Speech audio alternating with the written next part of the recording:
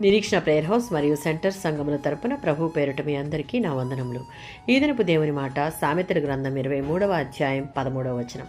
నీ బాలులను శిక్షించుట మానుకొనకుము.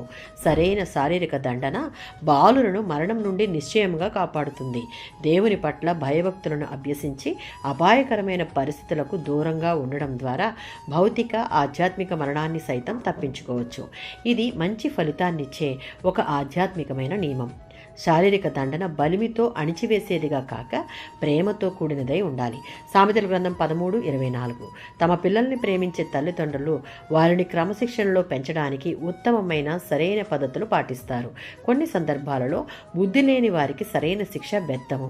తమ పిల్లల్ని ప్రేమించని తండ్రి మాత్రమే అది వారి దుర్దశకు, అవమానానికి, చివరికి మరణానికి నడిపిస్తుందని అతనికి తెలిసినా వారిని క్రమశిక్షణలో పెట్టకుండా వారిని మూర్ఖులుగా మిగిలిపోయేలా చేస్తాడు.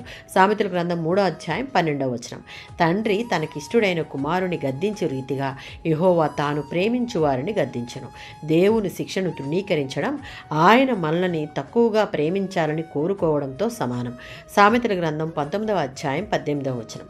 కుమారుని క్రమశిక్షణలో పెంచకపోయినట్లయితే అతడు సోమరిగా, మూర్ఖుడిగా తయారై శారీరకంగా, ఆధ్యాత్మికంగా నశించిపోతాడు.